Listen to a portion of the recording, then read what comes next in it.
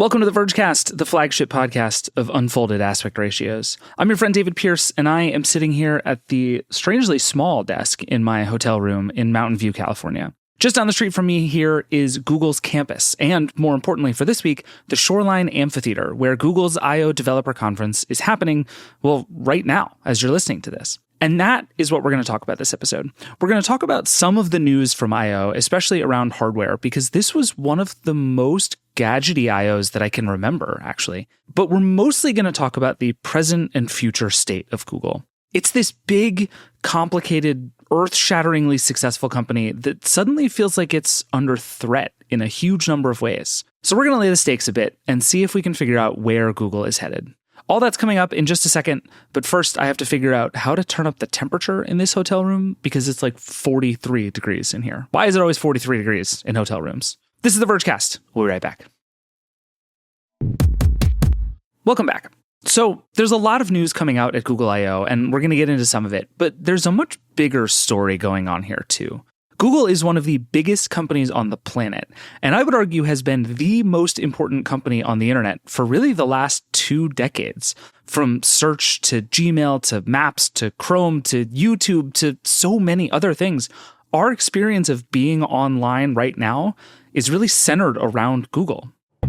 But right now, and kind of all at once, it feels like Google is under siege. You have lots of companies making new and, in a lot of ways, better browsers. You have TikTok bringing the fight to YouTube in a really real way. And maybe most of all, there is a huge fight happening in the search space that is really unlike anything I can remember. Bing has made a big comeback by going all in on AI, sometimes in deeply weird ways, and products like ChatGPT are showing entirely new ways of finding and interacting with information. And not to bring up TikTok again, but these visual-first social networks are in a lot of ways better and more fun ways to explore the internet than just by typing queries into Google. And all of that is not to mention the regulatory pressure, the privacy questions, the fight over app stores, and all the other external forces trying to change and stop Google. This company, is the internet, and it suddenly feels really fragile in that spot. So before we get to any of the news this week, I want to talk about Google in a larger way. I grabbed Nilay Patel and Alex Cranz before we knew any of the news coming out of I/O to just talk about this company right now. I told them to come with open questions and hot takes just as a way to see how we're all thinking about what's next for Google. Let's get into it. Alex Cranz is here. Hi, Alex. Hello. Nilay Patel, also here. Hey.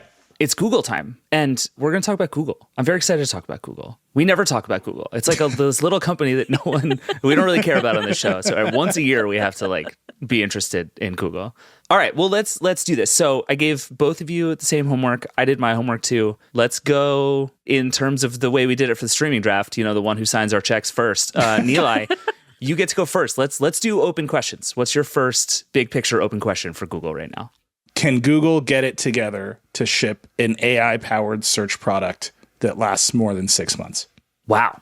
Just given the history of Google, I don't know the answer to that question. Will they have 5 of them? Will they ship a new one every 6 months? I don't know. I just truly do not know the answer to the question of whether Google can focus. That's really interesting. I mean, it is kind of true that the two ways Google operates are to either you do search, which is you do one thing, you get it really right, and then you basically never meaningfully change it for 2 decades, or the messaging app strategy, which is to do a different one every quarter for the entire existence of your organization. Yeah, and it makes sense. If you just look at Google's business, it makes sense. Search makes all the money. They are focused there. That is an advertising business that Google never, ever talks about. And then they have YouTube, which is fine, but it's not nearly the size of search. Also an advertising business primarily. And then they have Google Cloud, also teeny tiny. Search is just a monster. And so they can't touch it. They have an innovator's dilemma problem with search, where to change it and to compete in the new AI market, they've got to take all of their profitable search customers and move them to a product that might not make any money yet. And that's just impossible. But do they? Because one of the things we've talked about a little bit, and I'm about to rev Nilay up, so apologies in advance, David.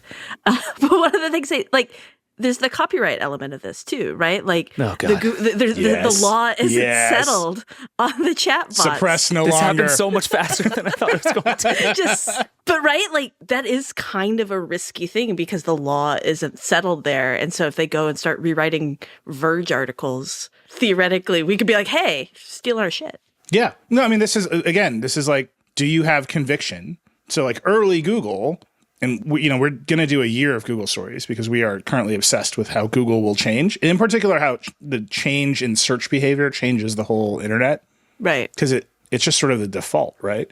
So one of the pieces we want to do is that all of the copyright law on the internet, most of the law of the internet, has interacted with Google in some way. And Google has mostly won because when they were a baby company spending venture dollars, they were like, look at search. Isn't search good? Look at our goofballs making search. Yeah. And they could burn money on lawsuits. They usually won because they were sympathetic. Now they're the villain, right? They're the big bad. And it's like a bunch of Hollywood screenwriters are like, don't do AI. And they're going to go to court and they're not burning venture money. They're burning dollars that could otherwise go to their shareholders. And so like, there's just a real tension inside of Google. Can you shut down this version of search while building up the new AI search while not pissing everybody off? And like, what if they try and fail and they shut it down and start a new one? What if they do 6 at once, like messaging? To me, this is just the biggest open question. Like, can they focus? And then all the things you're talking about, like copyright law and regulation and like, that's all underneath. They have to believe in what they're doing to overcome all those problems. And historically with new products, Google's belief runs out at 6 to 18 months. Yeah. Well, and one of my questions was this is like my alternate question was, does Google actually need to worry about the AI revolution? Because it's like the innovator's dilemma thing is so real, but like, everybody is really worried about the future of Google. I'm not sure if that's based on anything.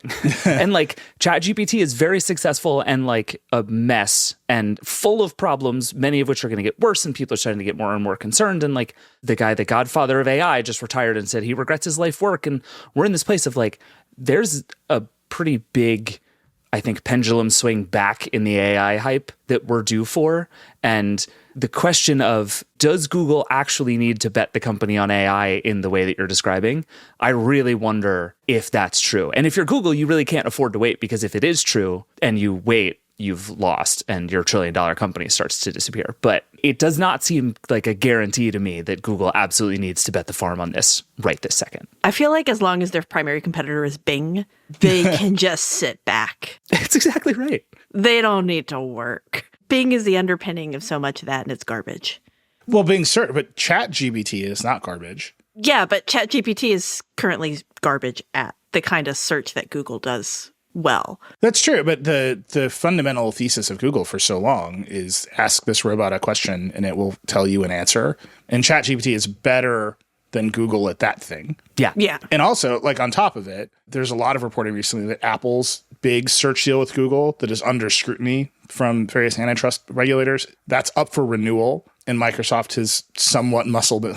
God, I mean, if Apple signs with anybody with Google, it'll be ridiculous. But Bing is so bad. Don't do it, Apple. They're going to extract all of the concessions they can out of Google there. There was reporting, I think last week or the week before, that Samsung's deal for search is up.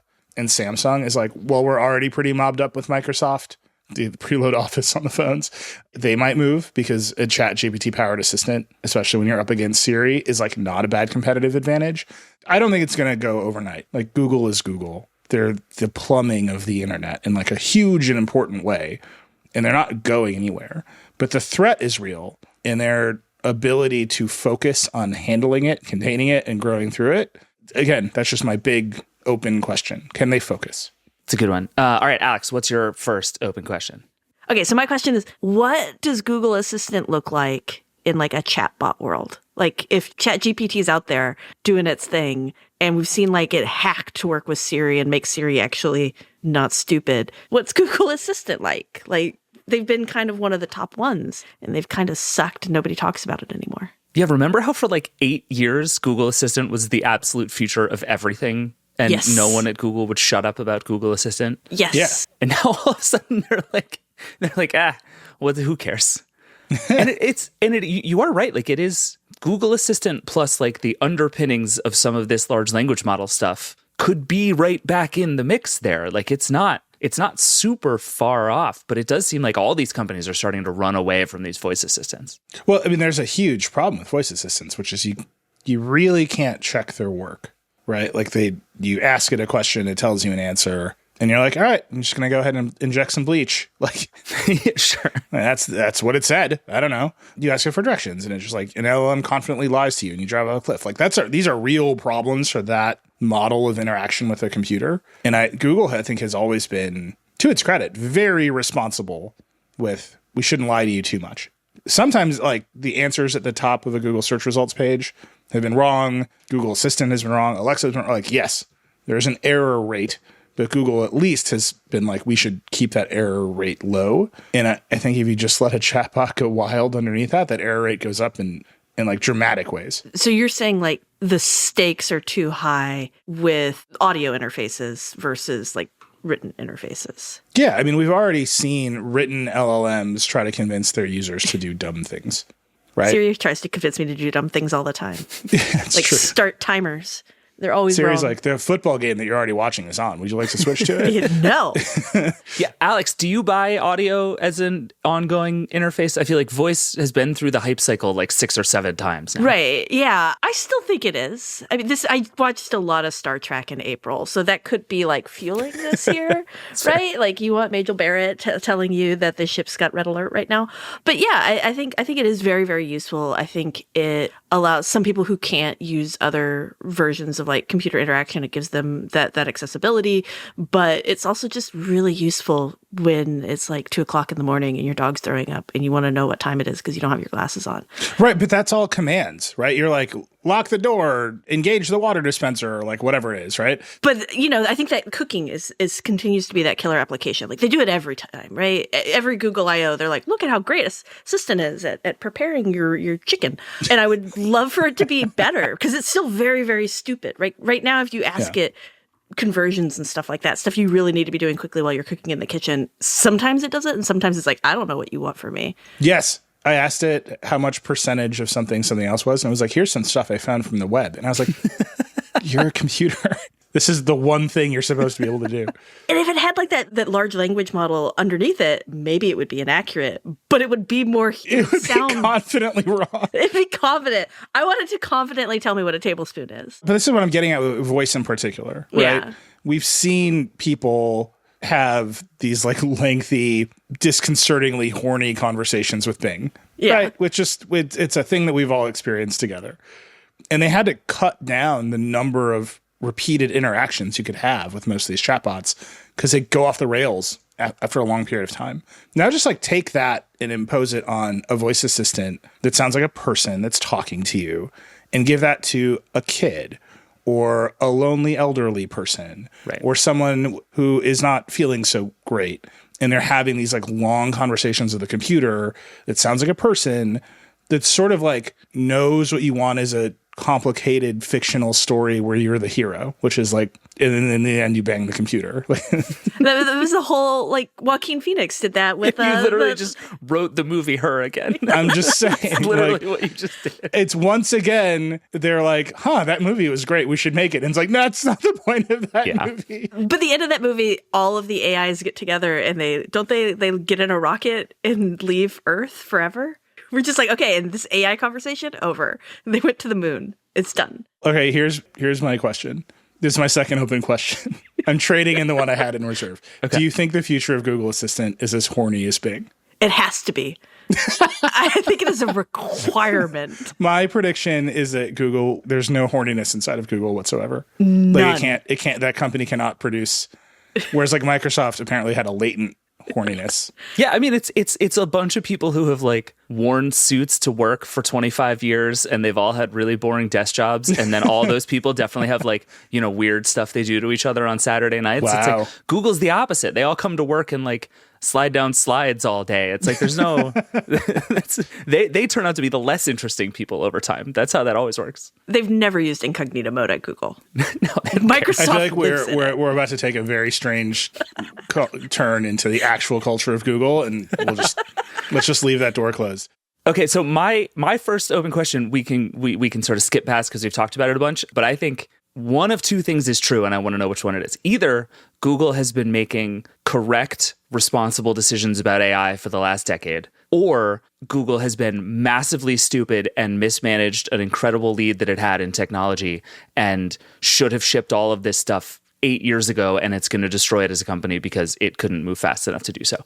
It's one of those, and there is no in between, and I don't know which one it is. It's the first one. 100% the first one. I kind of think you're right. And there's been some really interesting stuff that has come out recently that we've sort of known for a while that Google has had this Bard tech baking for a long time and had no particular plans to release it anytime soon. And then ChatGPT happened, and then Bing happened, and then Google went oh crap, we have to do this now. And I think would the world be better if none of those things had launched yet? I think you could make a pretty convincing case that the answer is yes, but also this is the world now. And so, yeah, so it's Nilay, we had that briefing with Google a while ago where they said they've been using versions of Bard since 2019. And it's should Google have just launched Bard in 2019? Would it be in a better position now if it hadn't slow rolled this so aggressively? Or is Google the only responsible company in AI right now? Do you mean the Bard we have today or the Bard that 2019 Google would have launched? Fair question. It's probably the one 2019 Google would have launched. But let's say, even hypothetically, if Bard could have been as good as it is today in 2019, I still probably think Google wouldn't have launched it. I think 2019 Google would have launched a Bard that was so limited and so pre-programmed and so safe that everyone would have played with it like a toy. And not moved on. And OpenAI's big innovation was they were here it is, see what happens. Right. And people were it is now writing plays for me, right, or whatever is happening. It's writing code. I watched somebody use the newest version of ChatGPT to write an entire Apple Watch app. Wow. Incredible. I don't think whatever version of Bard in 2019, I think Google would have, even Bard right now can't do that. So I don't know. I think Google thought of it as toys and little demos. And if they'd rushed it out, it still would have been toys and little demos. Whereas what is happening right now is people are I will use this incomplete, messy product and integrate it into my Fortune 500 company's workflow and then lay off 10% of the staff. There's no hesitation. And I don't think Google has ever been that company. I don't think they will ever be that company. And so I think they probably have amazing technology. I just think they want to know how it works and what it will do before they put it into a position to replace search, which makes all their money. And it's very simple. It's Google makes money when you type questions into a text box. And if you move from the profitable text box to the expensive text box, that's weird for Google. Yeah. And that's just they just have to manage it. And I think that they want to at least pretend that they're neutral, which they are definitely not in search, but they want to pretend that they are. And actually answering the questions for you puts them in a position of extreme non-neutrality. Now Google's going to tell you the answer, and people are going to pay a lot of attention to what those answers are. Yeah, so you land closer to the Google has actually made relatively responsible decisions here, not just totally failed to capitalize on its own good ideas. Yeah, I mean, should they have done something like OpenAI did in beta or with a smaller group of people or publicized it? I don't know. But Google is beset with controversy over how it's using these models, what these models do, what biases these models have. They've fired their own researchers who have written papers about those problems. I'm not saying Google is purely responsible. I'm saying that the turmoil inside of Google about that responsibility is important. It tells you more about Google and its products and what it has accomplished than the products themselves actually do. I buy that. All right, we're taking way too long at this. Let's blow through some more of these. Nilay, do you want to stick with horny Bard as your second question, or did you have another one? Yeah. Will Bard be horny? I think is a great open question for you. Okay. We'll just leave that one right there. Alex, what's your next one? So my other one's totally unrelated to AI. And it's what's the actual ambition of Android now for Google? What do they want out of it? Because for a while it was, we want to own all the phones, and they did that. And then it was we're going to do our own phones, and they didn't do that very well. And okay, so what's the point of Android right now? Besides obviously being an engine that runs a ton of our world. Is that enough? Ironically, I think to some extent this actually is sort of an AI story in the sense that I think it's a search story. Nilay's talking about the default deals that Google makes with, Apple and Samsung and them. Right. Android is nothing if not Google's most successful search mode. It is just a really good, powerful portal to Google search that you have to use to do Google search a lot.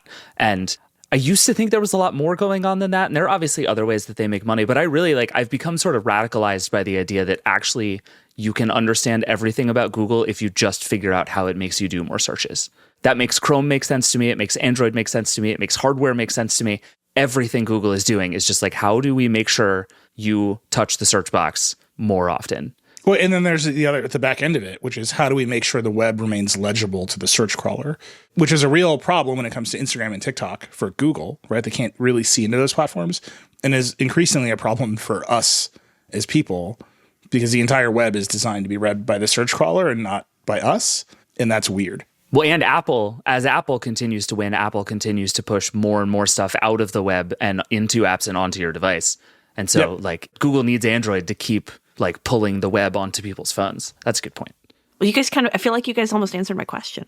It's not open anymore. The most open version of that question to me is is Google going to ever do anything with Android? When was the last time Android was made meaningfully, powerfully better? It's been a while. When was the last time the iPhone was made meaningfully, powerfully better? It's also been a while. I don't think Apple is lapping Google on that front too, but maybe the question is there runway left for smartphone operating systems to some extent? Is Android finished? I don't know. So the thing that jumps out to me when you ask that question is Google does monetize Android the same way Apple monetizes iOS, right? There's the Play Store, and you can buy apps, and it takes a cut of in-app purchases. We're actually about to see the Epic versus Google trial, which seems like it will go much more poorly than the Epic versus Apple trial because Google does all this stuff. But they have the entire same set of business models as Apple. What's fascinating about particularly this moment in tech, I think we've talked about this before, all of the cool stuff is happening on laptops and web browsers because the App Store model for phones, even though your phone is likely more powerful than your laptop, if you have a new phone and a slightly older laptop, depending on where you land, your phone is potentially more powerful than your laptop. You are so limited in what you can do with a phone that processing power is it's reserved for future usage. The fastest iPhone is really good because it will last a long time, not because you get any value out of the processor. That's wild to me. I think the web has a life for Google, and the question is whether Google will be able to see it and serve it in search results. And Android, along with iOS, has kind of just hit a maximum. Here's what you can do with a phone, and that's the end of it. And I think that's really weird. And maybe Google does have an opportunity in Android to finally find a way to break past that. I mean, they just put Bard on the Android phone, right? Yeah, but it's more they put tensor chips in their Pixel phones, and we're about to go into I/O. Are they going to unlock a new suite of AI capabilities that run locally on your phone that app developers can use? That would be cool. Yeah. Would be. It seems very unlike Google, but that's the sort of thing I think they need to start doing. Yeah, because they've kind of closed off innovation for these devices, right? Apple and Google both have just said, don't innovate on these. Live within our system and make money, and that's it. And suddenly over here, everybody's doing innovation, and they're like, oh, wow, you could do that too if you weren't an app developer. Yeah, right. Yeah, if only you hadn't listened to us for the last decade, you'd have all these interesting things you could do. I like that. Okay, so my last question, which I am not even sure I am serious about this being an open question, is just, should Google break up for its own good? Should Google as a company just sit down and just siphon the company off into 25 different parts and just move on with its life? Because Google, as we've talked about with the culture, is this big, giant, sprawling company where nobody knows what anybody else is working on. Everything's a mess. They launch 50 of the same thing every year. Bard has just been sitting inside of Google. They haven't been able to figure out what to do with it. Should Google just split itself into 12 different companies and have them actually compete with each other? Standard Oil style, where, Rockefeller still makes money from everybody. Let Sundar get rich off of everybody, but run them all as actually separate companies. Let's do an old style trust. Yeah, hell yeah. Walk right up to Amy Klobuchar and punch her in the nose. This is great. I've got copyright law. We've done the open web, and now we're doing org charts. You just hit all my interests. Nilay bingo. Yes, but I don't know that even that will help, right? Part of the reason that Google has 6 messaging apps is every product manager at Google runs a little kingdom. And they're we should do a messaging app. What do Google Meet users really want? They want a messaging app. All right, we'll roll out an enterprise messaging app. And then over here, the Android team is we got to do RCS. And they haven't talked to each other. Right. And that's just you can just see the company. I think part of the reason I'm so obsessed with org charts is because I pay so much attention to Google. And I'm just like, how do you end up this way? And the answer is like inevitably the org chart.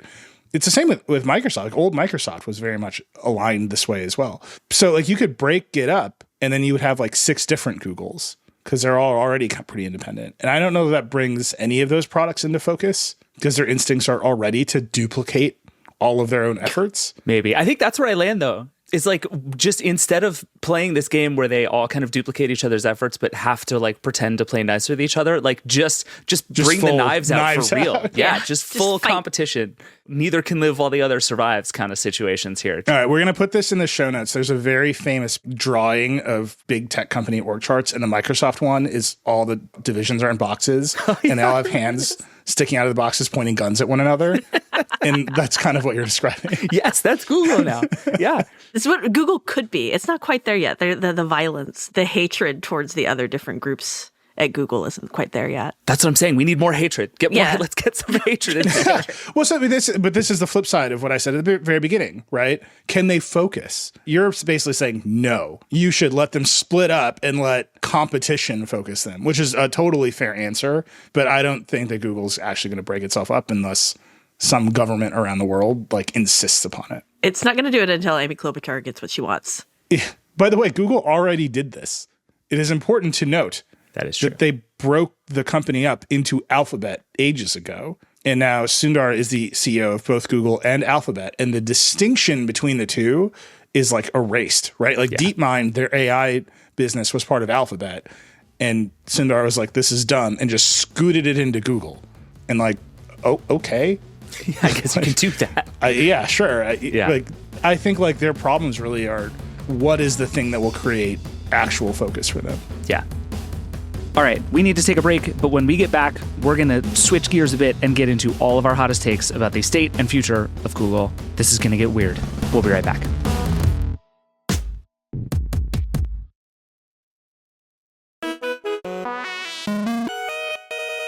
All right, let's burn through some hot takes and then get out of here. The rules for these hot takes, just to clarify, is you have to believe it at least 25%, which means you can't just, say, give Google to Elon too, he'll do it. But you can't actually be confident in these beliefs. So they have to exist right in that like liminal space. Alex, you get to go first on this one. Give us your hottest take. Bard is the best AI chatbot.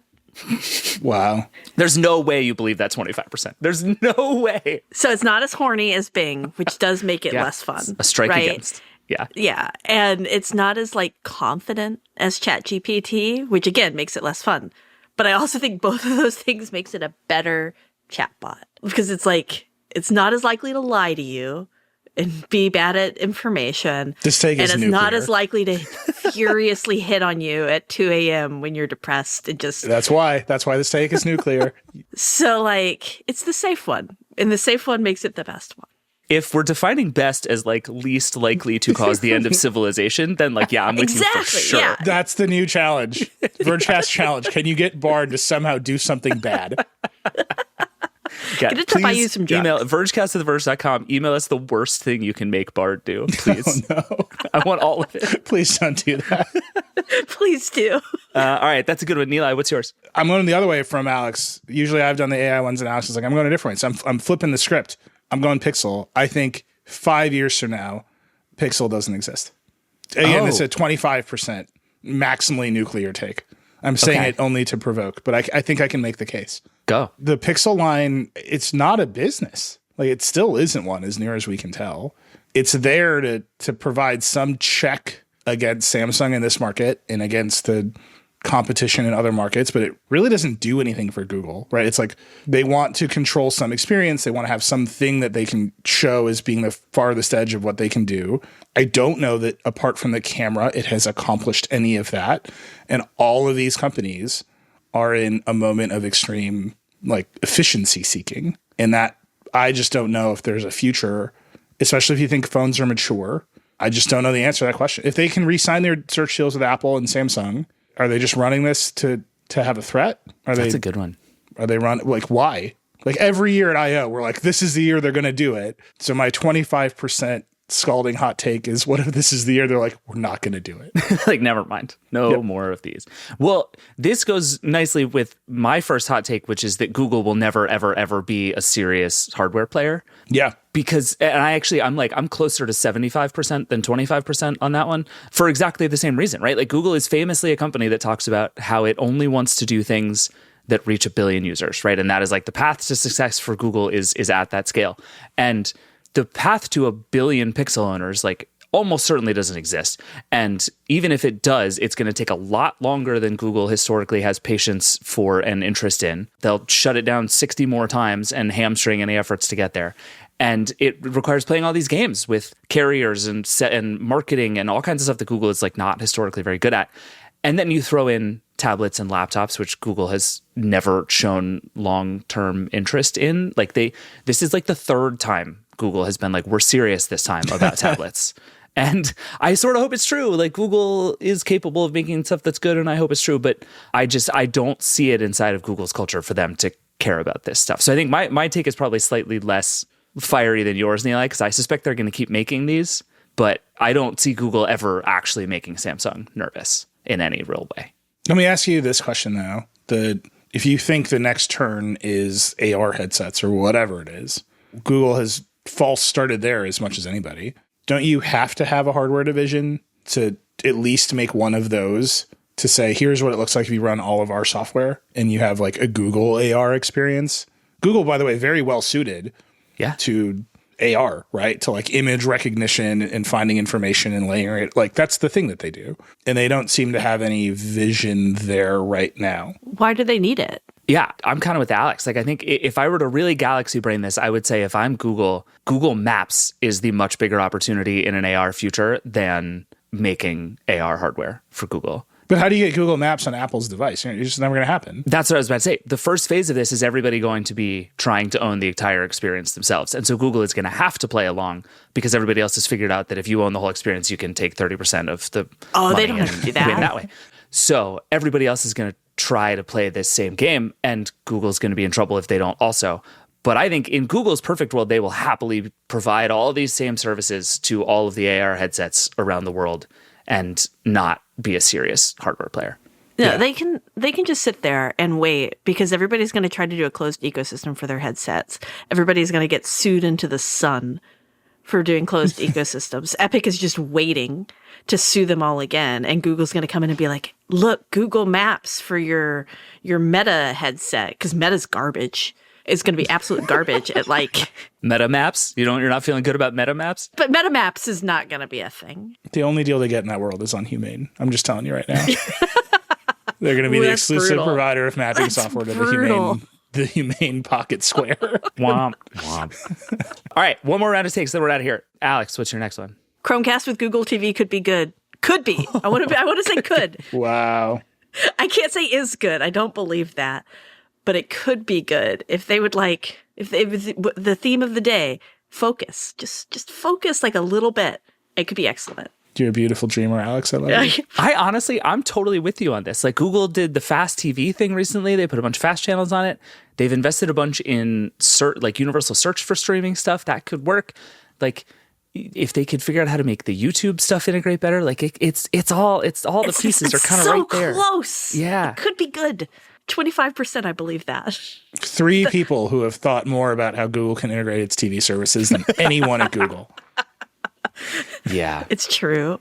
Well, I hope someone at Google is listening because this is easy. We believe in you. Let us do this for you. I just want a good set-top box. That's all I want. Please. I love that. All right, Nilay, what do you got? This is also nuclear and designed only to provoke.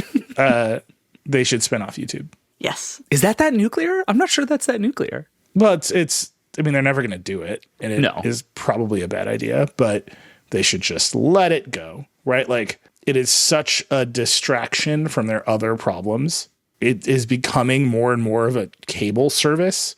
YouTube looks more like HBO Max than anything with every passing day, right? And like, it needs to go compete in that world because it has YouTube TV and it's doing these like streaming channel bundles. And there's what you're talking about with the actual opportunity on TVs. Like, making YouTube carry the baggage of Google around is super weird. And it probably can go faster and do better without it. And then excusing Google from the we have to run a social network welcome to hell baggage of YouTube is probably good for Google. And I think everyone can see this, which is why they kind of like sine wave in and out of being integrated with each other. But at some point, you just got to say, look, that is just a different set of problems for a different set of people and a different set of investors. And like, we're just going to let them go handle it.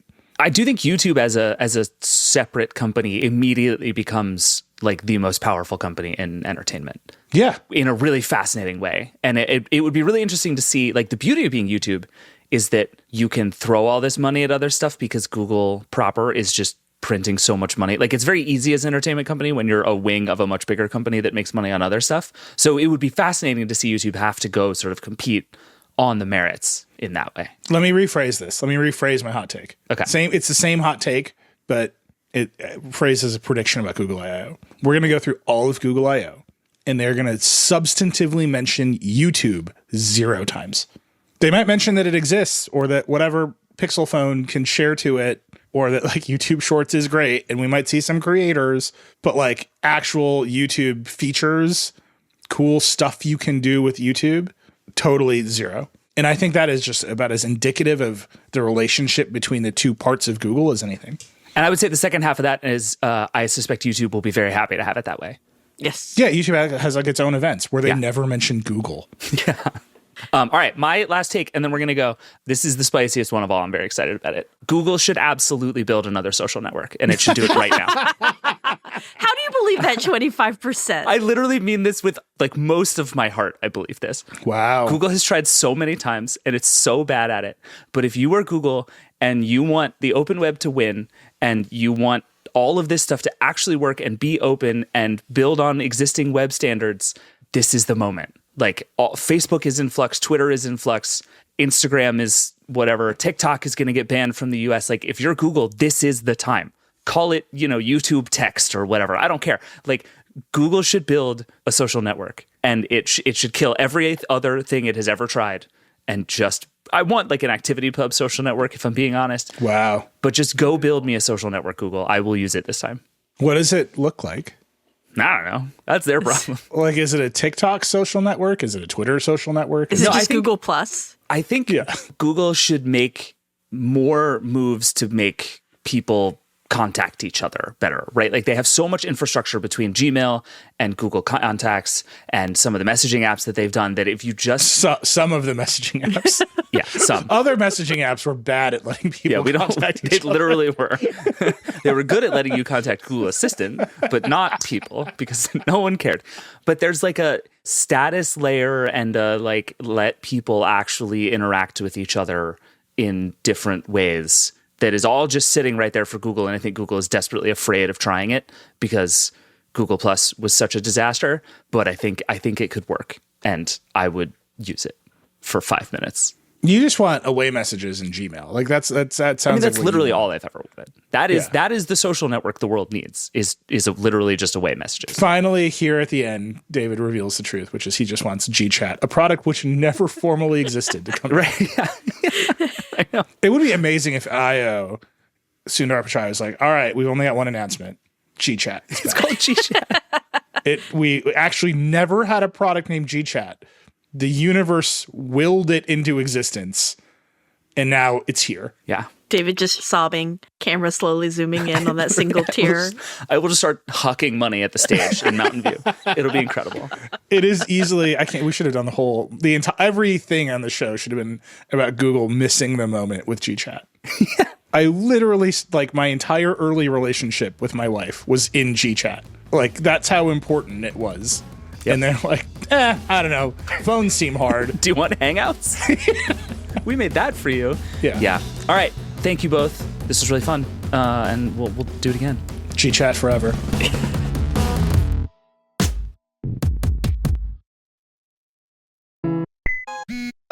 Welcome back. We're going to save a lot of the actual specific I.O. news for our Friday show once we've had a chance to process and play with some of the new stuff. There's a ton of coverage on the site, though. Go check it all out. TheVerge.com/Google. Lots of stuff going on.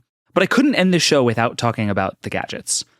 Google I.O. is not necessarily known as a super gadgety event, But this year, I think some of its biggest and most interesting announcements were the gadgets, oddly enough. Google launched a tablet, a phone, and a foldable phone, all of which I think are more exciting than your average Google gadgets. The Verge's Dan Seifert and Allison Johnson both got early looks at some of those gadgets, and Allison has actually been playing with one of them for a while now. So I called them up to talk about their first impressions. Allison, hello. Hello. Dan, hello. Hello. So it's Google hardware time, which means it's time to talk about many devices that we often think are very cool and that no one ever buys. So with that as the setup, we have 3 devices to talk about. We have the Google Pixel 7a, we have the Google Pixel tablet, and we have the Pixel Fold.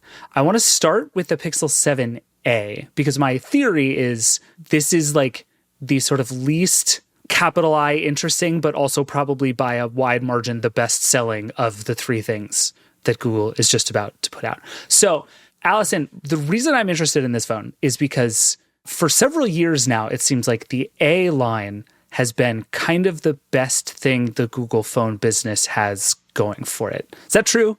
I think so. You know, we get the flagships in the fall. You're like, they're great. They're cool. They're flawed, you know, whatever.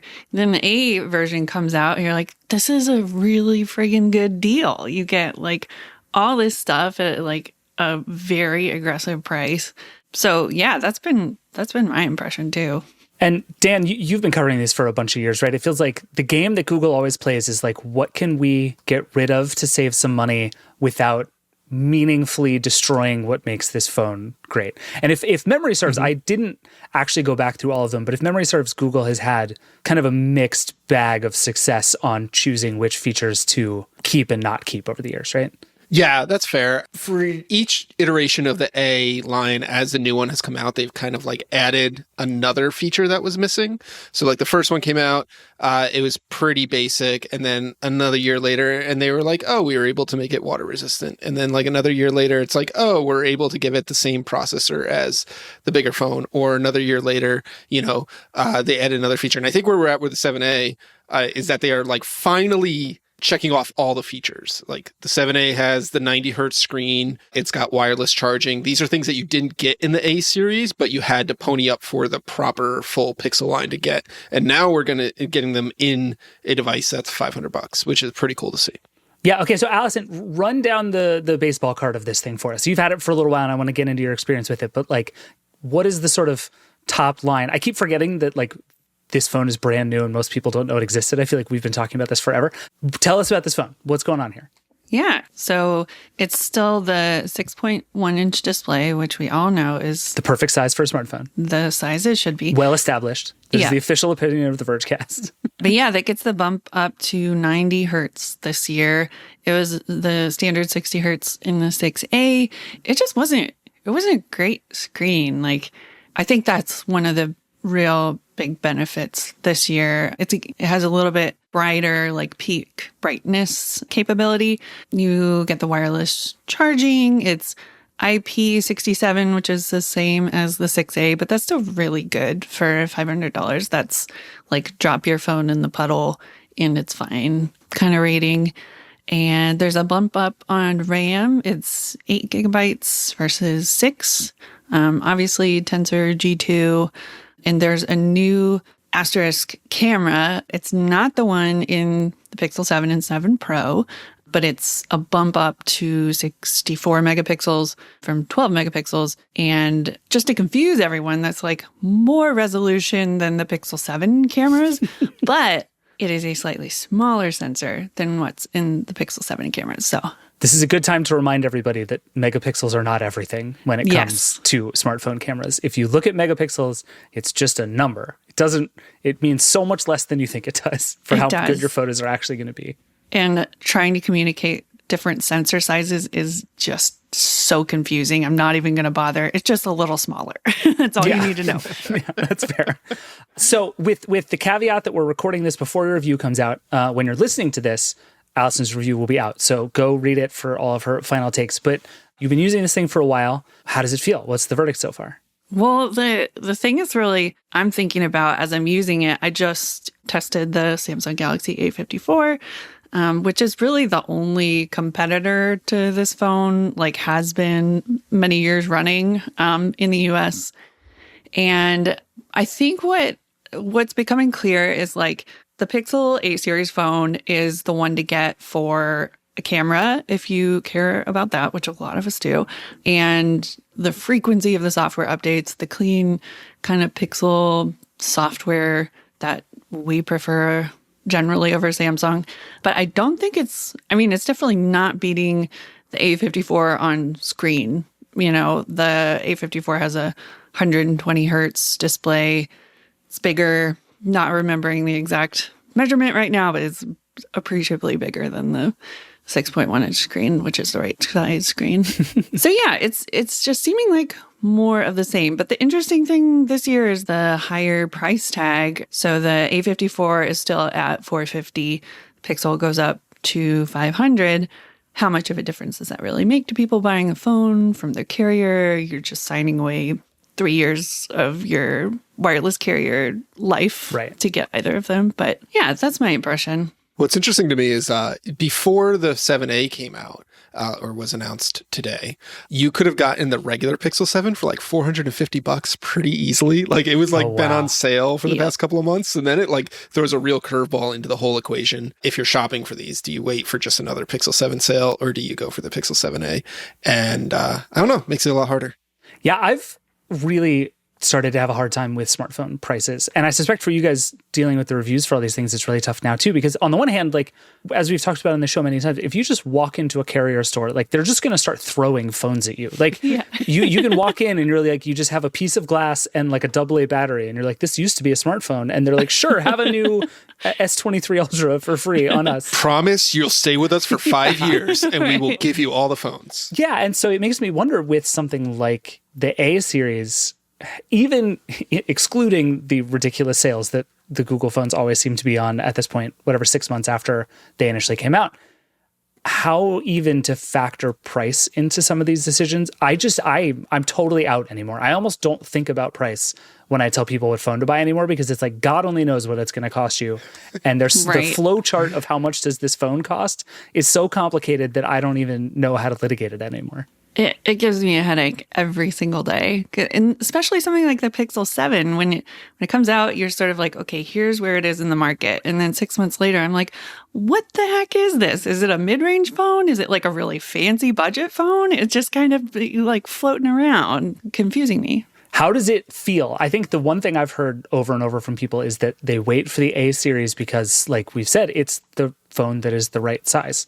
It's a little smaller. It has always tended to like feel smaller than it actually is in a nice way. Like it doesn't feel like sort of a big chunky phone, even in the way that some other 6.1 inch phones can. But the Pixel 7, if I'm remembering correctly, is 6.3 inches. Mm-hmm. Is this meaningfully smaller? Like are the small phone people going to be happy? Dan's holding them both up. This doesn't look that different to me. I got to tell you. It's really not. I'll let Allison speak, but like if you're just putting them side by side, it is like very tinily taller is the 7, but I think the 7A is actually slightly wider. Mm-hmm. Yeah, and for some reason, like when the Pixel 6a came in, it felt like, oh, this is like a smaller version of these giant phones. And when this one arrived, I didn't get that impression. It was just kind of like a different version that's Coral. I have the, I don't want to brag, but I have the Coral version, and it's very exciting. I love a good color phone. I really do. As someone who owns a black phone, I'm really happy that other people have nicer colored phones. I think the size difference is impaired by the fact that the 7A has a slightly larger bezel around the screen. Mm-hmm. Like, it's not enough of a thing where it's like, oh, I'm looking at this gross, disgusting bezel. But if you put it side by side with a 7, the 7's slightly trimmer, and so therefore it makes it slightly narrower, and that's like the main size difference. But like, as Allison was saying earlier, the 7A has a different camera system. So the camera bump visor thing on the 7 is larger. It sticks out more. So if you put them both on a table, it's like the 7 sits higher than the 7A. It's like a bunch of these like weird little small differences that you might notice if you put them side by side. But ultimately, I think in everyday use, they kind of feel like the same thing. The only difference is the 7A has a plastic back versus the glass back. But again, if you didn't compare them side by side. Would you even know? I don't know. And if you're going to put a case on both phones, who cares? Exactly. True. One last thing, and then I'm going to move on from this because we have other stuff to talk about. But I think the thing that I'm wondering at this point with these phones, especially, and this kind of goes back to the pricing thing, is what is the 7A doing for Google at this point? Because for a while, everything else was really expensive, and this at least gave Google like a slightly smaller, slightly cheaper way in to having a very good phone.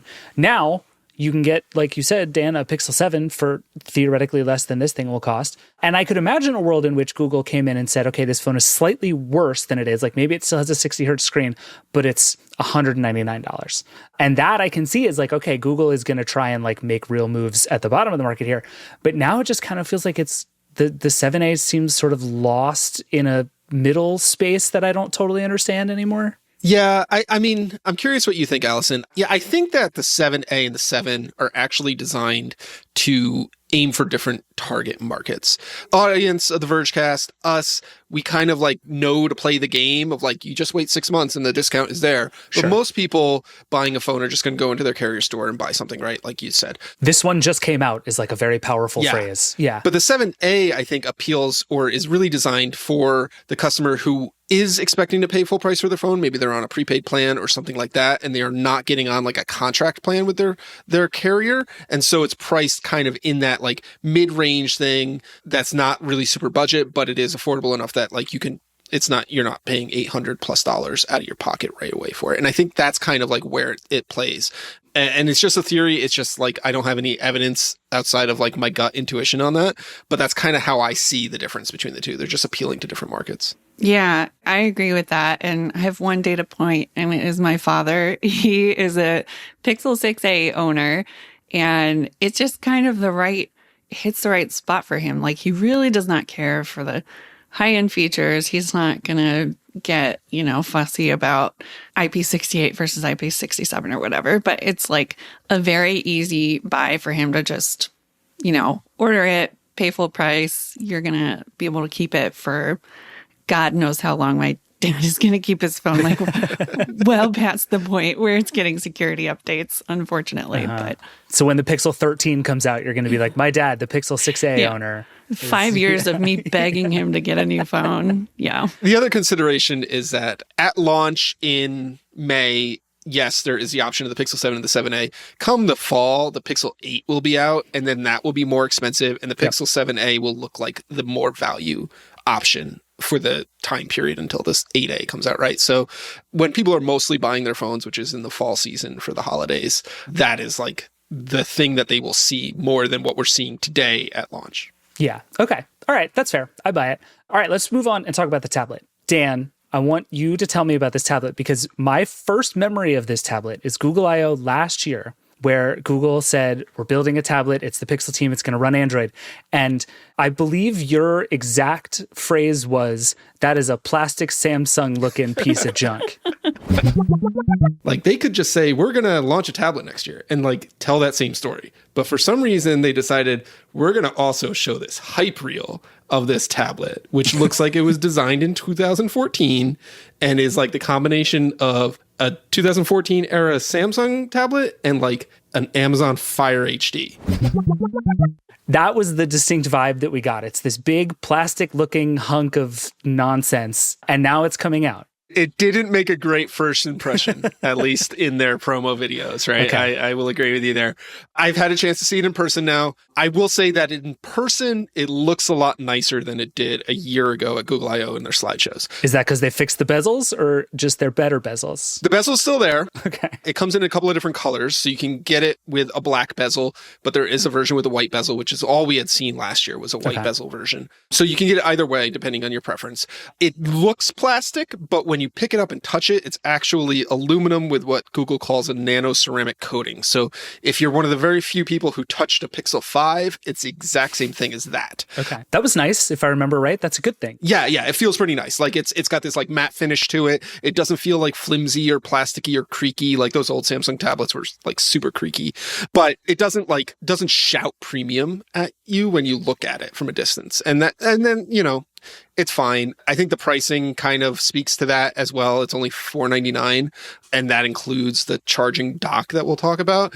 But this is very much kind of like a tablet that's designed for tablet things that you do at your home, which is watch video sitting on the couch. Like that is like what this whole thing is geared to. So it's a screen. It's very much an 11-inch screen you hold in your hands, and it's got 4 speakers, and you'll watch your Netflix or YouTube TV or whatever it is on there.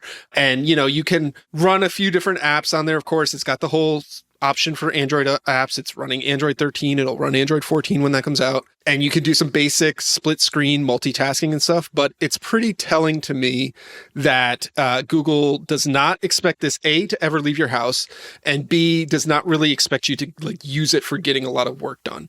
Is there a stylus or a keyboard or anything coming with it? So Google is not making a keyboard case. You can pair a Bluetooth keyboard with it if you'd like, but Google's not making one. It is not making a stylus. It does support USI, the stylus standard, if they're like as close as we can have to one. So you can buy a third-party stylus and use it on there. But again, Google is not building it, and Google is not bundling it, and Google isn't really pitching it as that, which is very different than like the story of tablets that we've had for the past 5 years of the iPad Pro and the Surface Pro, and most recently the OnePlus Pad. They all have like keyboard cases and styluses, and they are like designed that you're supposed to like get this idea of, you can use it for productivity, or you can use it for content consumption, or it's really thin and light, like kind of flexible type of screen. This is very much like, this is really great for content consumption, which is all that anyone uses their tablet for. So that's what we designed it for. And then the little trick that it has beyond that is they are bundling a speaker dock, which has pogo pins and magnets. And you can just put the tablet on this dock and it will charge the battery, which solves the problem that Google said it was trying to solve of most people's tablets end up in a drawer and they have a dead battery and then they don't get used. True. Yep. So this allows you to store it in a place and have the battery charged. And then when it's connected to the dock, any audio that comes out of the tablet will instead route through the dock speaker, which is larger and a little bit more fuller. Okay. And it makes the thing look like a smart display. I'm not going to say it is a smart display because it's not, but it looks like a smart display, and it can show a slideshow of your Google Photos, similar to what the Nest Hub does. Allison, is that pitch compelling? Are you going to buy this thing? Honestly, yeah. And I feel like I'm an outlier because everybody else's impression seems to be like, they want it to be a smart home hub. I'm like, my home is dumb as rocks. And but I have a little Google Home that we yell at to set timers. I'm like, this is kind of compelling. Like it could just sit. But then I'm like, I don't really use a tablet that much. So do I need a tablet in my house?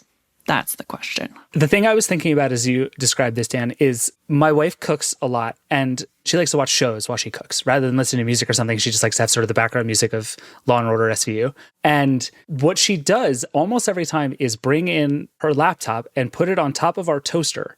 And that's just where it lives while she cooks. Mm-hmm. It's like, it's sort of out of the way. It kind of works fine. And to me, I'm like, what we actually need is like a kitchen tablet. That is just like, it's essentially like our family computer, right? That basically just like has all the streaming apps, is logged into everything and just kind of lives there. And like you're saying, Allison, you can set timers, whatever. And I have an iPad that I like aspirationally bought a Magic Keyboard for and use basically to just like type Netflix into Spotlight to open Netflix. And so in theory, the idea that you're describing, I think really makes sense, that there is something to this idea that like you want something that is kind of in the home around everybody that isn't my personal device that has all of my personal information on it. It's like, it's a television, essentially. It's the kitchen TV.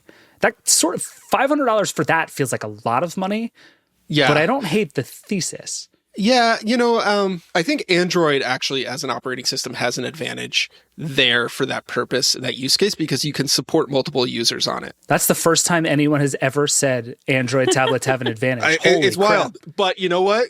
Apple has been making the iPad since 2010, and you still can't use multiple users on it. So, like, it's not really a great shared device. This is really meant to be a device that can be shared in a home and is a communal. It's meant to be kept in an open area or whatever, show you photos, be there for your Hey G voice commands to set timers and things like that. So I think it actually has a little bit of an advantage there.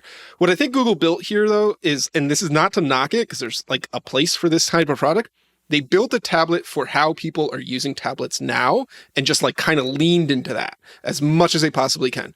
People don't really take tablets out of their house. They use them for very specific consumption-based things, and they're solving a problem of how to keep it charged and giving you a little bit better speaker. Or, the problem that your wife has, David, of like putting her laptop on the toaster oven. Like, this would likely be a little bit better of a scenario for that.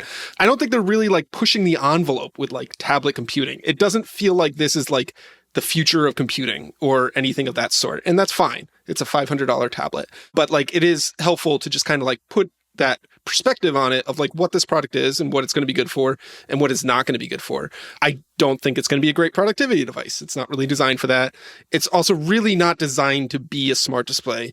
It looks like a smart display. And that's what everyone's like looking at it, who's like familiar with the Nest Hub, which is a smart display, is like, that looks like a Nest Hub. That's going to be a better smart display. And I don't think it's going to be a better smart display if you use your smart display for certain things like controlling your smart home or making video calls or other things that we've been like pitched on smart displays doing. This is like has limited capabilities there, but ultimately it's an Android tablet and it runs Android, and whatever apps you use on Android, you can use on this. And then you could put it on the little speaker dock and listen to music or listen to the audio from your video.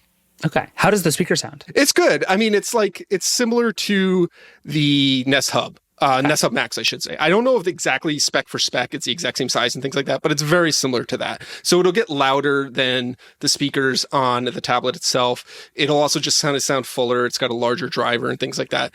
I don't think it's really doing any spatial audio tricks. I could be mistaken, but again, we're talking about a pretty small speaker dock here. It's like comparable to a good Bluetooth speaker that you might pair to a tablet. Okay. I have a really dumb question I should know the answer to. Does the tablet itself have a headphone jack? Do they still have those? Nope. Oh. What? Nope. That stinks. No, it's got a USB-C port. Okay. Like, can I give this to my kid when he gets bigger and he can play whatever, Paw Patrol or whatever? But I mean, so the solution there would be you would use a USB-C adapter to plug in wired headphones or pair Bluetooth headphones to it. But yeah. Yep. All right. Before I let you guys go, we have to talk about the Pixel Fold. Have you both seen it or just you, Dan? I think it's just me. Just Dan. By the time you listen to this, Allison will have seen it. Uh-huh. But at this stage, it's just me. All right. Well, then, Allison, I want to know all your thoughts based on what you've seen and read. But Dan, tell us about the Pixel Fold. It looks great. That one video we've seen made me very excited about this thing. Yeah, it's exciting. I mean, we've been waiting for this product for I don't know how many years now. It's been leaked forever. It's been rumored forever. And finally, Google is shipping it. And it's kind of exciting to have, at least here in the US, some competition for Samsung in the folding phone space. And in terms of like you said, David, in terms of like design and hardware and things like that, it looks really nice. It feels really nice. It's a nice like just gadget to hold and use. It's really well built. The hinge is really strong and sturdy. It crucially folds flat with no gap, unlike Samsung's. Yeah, that's huge. It's very, flat when you got it closed, and then when you open it up, the crease that's famously there in a Samsung phone is not nearly as visible. It's there if you look for it, but you really have to kind of look for it, and it's much more flush. And then the Pixel Fold has a very large kind of landscape orientation display on the inside when you open it up. On the outside is a 5.8-inch screen, which is large enough to be a normal phone. You can do normal phones like things like that. It's not a weird aspect ratio. Apps look normal on it. They behave like you expect. And then when you open it up, you've got almost like a small tablet size screen in there in a landscape orientation. And you can do 2 side-by-side apps and things like that. And it looks really great. I think in terms of like hardware, they really got like Samsung beat in a lot of ways. It's thinner when it's closed. It's no gap, lower crease, nicer aspect ratio on both the inside and the outside of the screen. So that's pretty exciting. It's still expensive. It's $1,800, which is like a lot of money to put on a first generation Google product. Yeah. But, that's kind of what the going rate for high-end folding phones is. And yeah, it's pretty compelling. If you've been like kind of watching folding phones and not really jumped in for a lot of valid reasons, I think it is a pretty compelling option because of the nicer hardware. The other half of it, of course, is the software story. It's running Android 13. It will get Android 14. Google has been working to add things to foldables, and some of the features it has are, like I said, you could split screen the screen with two apps on side by side. You can start playing or using an app on the outside and open it up, and it will automatically launch that app on the inside when you open it up, and it will fit the larger screen and things like that. But if you compare it, if you've been using a Samsung Fold and you compare them, it's actually a lot simpler and a lot fewer features than Samsung offers. Samsung kind of lets you do like the full Samsung experience. You can put like 3 or 4 apps on the screen and then have a floating one on top of it, and then pull up the sidebar, and then like you can do all these things. You can plug your Samsung phone into an external display and launch a desktop environment, all this kind of stuff. The Pixel Fold does not do nearly that many things. And maybe that is a little bit easier to approach, and maybe that's easier to get into. But I almost kind of feel like we might get to the point where it's like we want the Pixel hardware, but a lot of the features that are available on the Samsung phone to make most of the use of that hardware. Or maybe not. Maybe people just want one at a time. What this sounds like is the Surface Duo, which you and I, Dan, are America's great defenders of. It's very much like a Surface Duo if the Surface Duo didn't have 2 screens, but just one big screen. Right. That's what it feels like in terms of like looks and design and the way the hinge works and things like that. It reminded me a lot of the Surface Duo, except instead of 2 screens, it's one big screen. And then when you put 2 apps side by side, it's like having that Duo experience. I am pretty intrigued, actually, by your take, Dan, that this is actually like secretly the best small phone. Because I like the cover display is small and it's like the small phone size. But then you open it up, you can do things that are annoying to do on a small phone, like that like light bulb. It's like that's what I want a tiny phone to be able to do. Yeah, I mean, I think that's a great hot take. Reality is it's heavy, so it's like twice as heavy as a small phone might be because it is a whole folding phone, and it's also going to be thicker because it is 2 halves that you're putting together.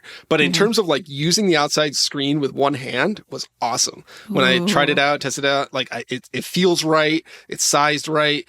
The Samsung phones have had these weird aspect ratios on the outside screen, which made it hard to type on. It made apps look strange and stretched, and they didn't lay out really all that well.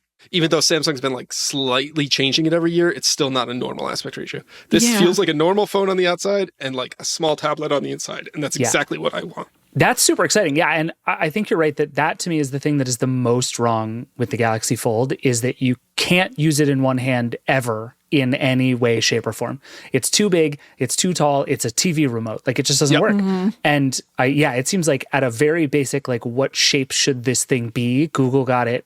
If not right, then at least pretty close. Yeah, it's very similar to like we've seen in China. Oppo has released some folding phones and some other manufacturers, and they've kind of released very similar looking devices. And so we've always like not had access to them in the US. So it's exciting that like we have an access to this, but it has seemed like for a while that this is like the right shape and size for foldables versus what Samsung's doing. Totally. So Allison, we talked on the show not that long ago about whether this was going to be the year of folding phones. And one of the things we brought up was the Pixel Fold. It was like, this is going to be maybe potentially real competition here. You're going to have to review this thing. What's like top of the list of things that could go totally wrong here and may dampen all of David's enthusiasm for the Pixel Fold? Yeah, I guess just a lot of it depends on the intangible stuff. It's like, how does it feel when you use it? How much do you actually want to use it? Because I think that's where it could come out ahead of Samsung. Like Samsung has this just huge list of things you can do with the phone.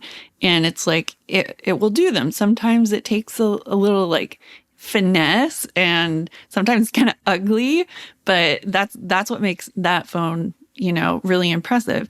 I think this phone, I'm kind of looking for like make this feel a little more like comfortable to me. And I just want Samsung to get off their butts now because there's competition. Yes, that part's going to be very good. I will say Google says that it's optimized over 50 of its apps for Android for the Fold experience. 42 of them are messaging apps. Just 42 messaging apps and 8 apps you actually want to use. Right. So when you are running Gmail or Keep or one of the many messaging apps, it will have like a dual pane interface on the inside, which is nice to see and stuff like that. That doesn't mean third-party apps will work across the screen all that well. So that's like a thing that we have to see. The other question, of course, with all foldables is like, how durable is this thing going to be over time? Google says the hinge is rated for 200,000 folds, but what if I get in a rock in between it? So, we'll have to kind of see how that is. And that's hard really to suss out in a review period. That's like a long-term type of take. Yeah, for sure. There's definitely going to be a 6 months in, how successfully have I destroyed this thing? Although, if it goes like the first Fold did, it's not going to take nearly that long for everything to go 6 hours. horribly wrong. Day one. Yeah. What do we make of the price here? Like $1,800 strikes me as we are not necessarily attempting to sell this in big, gigantic numbers, which I think has been true of the Fold and stuff too. Are we still in the kind of foldable phones are a neat science project phase?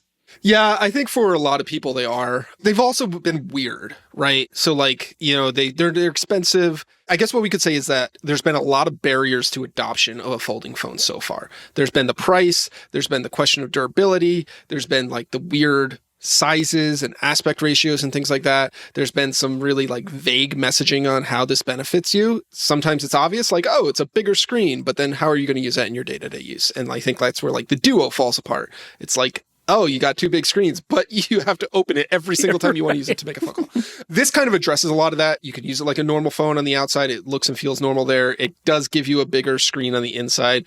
I think it is beneficial to Google that Samsung is 4 generations into this. They can look at what Samsung did for a long time and learn from that and not hopefully make many of the similar mistakes. But the price barrier is still there. And I don't know how aggressive Google is going to be with promotions to get this into the hands of people. The one way that Samsung has been selling a lot of folds is by throwing lots of money on trade-in deals. And so like an $1,800 fold suddenly becomes $900 when you are able to trade in a phone towards it. And they do lots of bundles and things like that. And they cut the price and do all the whole Samsung promotions. And I think that's how a lot of people have gotten into it. Either they've gotten a carrier deal or a really great trade-in deal. We'll have to see if Google does the same thing. I know they've got some pre-order promotions. They'll throw in a Pixel Watch if you pre-order it, which is a nice perk. Google will throw in a Pixel Watch if you like do 2 Google searches. Like it's if you want a Pixel Watch, it could not be easier to just acquire a Pixel Watch right now. Yeah. So, well, you'll get one with a Pixel Fold if you pre-order it too. There you go. They do have a trade-in program as well. But like how committed to that is Google, we'll see. And I think a lot of people who are familiar with the Pixel line and familiar with Google products know that like the first generation is always probably the shakiest and that you might just want to wait a generation or 2 for them to like work out the kinks. But it does feel good or nice that they are in this in a serious way and providing competition. And hopefully that like kind of spurs on, like Allison said, Samsung to get its butt in gear.